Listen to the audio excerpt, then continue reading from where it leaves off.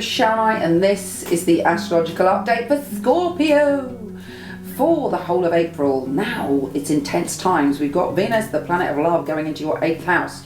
For other people, that might be a bit daunting, but the 8th house is your very nature. It's all about sex, power, powerlessness, secrets, hidden things, temptation, and passion. And you can handle that energy very well.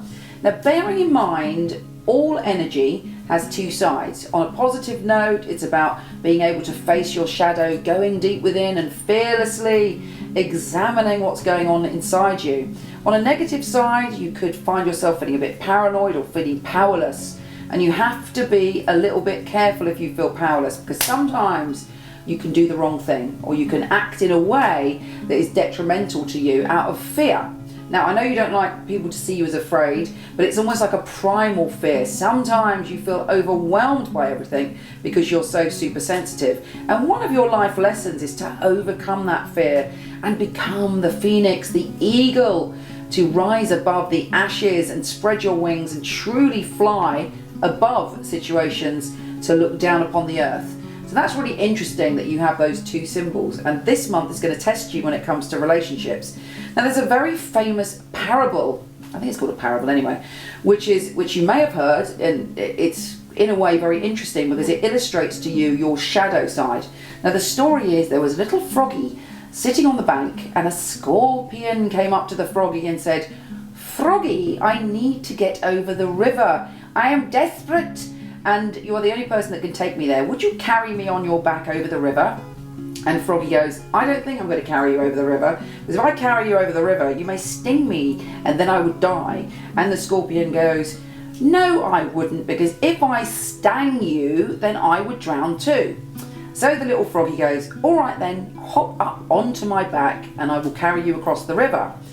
They were just about to reach the other side, and all of a sudden the scorpion stung the frog, and the frog and the scorpion went down into the water together. And the froggy said, "Why did you do that?" And the scorpion said, "It is my nature."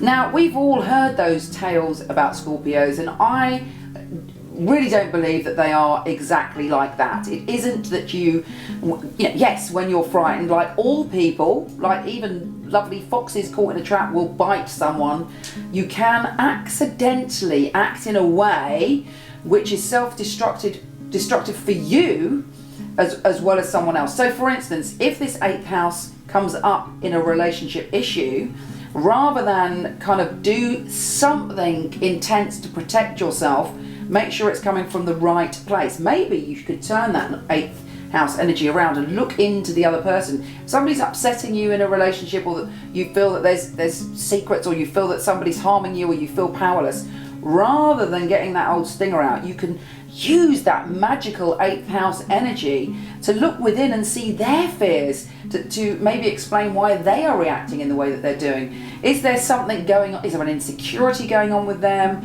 Is there a vulnerability going on with them? And use your superpowers to turn that situation into gold. Be an alchemist. Use your shadow side the way an alchemist would, so that you're able to transform yourself and the other person.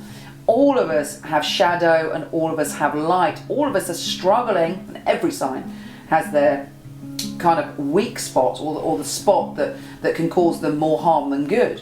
You have the ability to really look into either your self-destructiveness or your fear, and mainly about powerlessness actually when it comes to relationships, and really transform it by opening up and zooming laser-like into the shadows of the other person's life. Now, we also have a full moon on the 6th, and interestingly, it's in your 12th house, so it gives you a spiritual perspective. It allows you, if you choose to, because as I said, there are two sides to each of the planets, it allows you to open up, to evolve yourself spiritually, to become more like a Pisces actually, rather than Scorpio, and use your intuition in a much more fluffy way. And by doing that, you become aware of your connection to the whole. You feel not alone anymore, and you're able to share in a brand new way. And all of your astrology recently has been about how fearless you're becoming, how you're coming out of the shadows, how you're loving more, how you're opening up more, how you're transforming from the inside out and being playful. And then on the 19th, I mean, this all fits together. It's incredible sometimes, the synchronicity of it all, the way the universe and the planets all work. On the 17th, we've got the sun going into your 7th house of relationships. So you've got this 8th house energy, which is all about clearing up the darkness and the shadows. And then you've got the sun, which is the light, shining on your 7th house of love. Hooray! And there we have it. Anyway, there's a lot more I could tell you, but I have got a bit too much, but you catch my drift, and I think that's the main thing that should be the focus of your month. Let's have a quick look. Oh, hello, I only missed something important then. We have a new moon, which is all about new beginnings and a brand new cycle, and that's in your 7th house. Hello! And that's trining Mars in your 11th, so there should be some great times to be had around relationships, and if you're single, you could meet someone through a friend. I send you so much love, and I'll speak to you soon.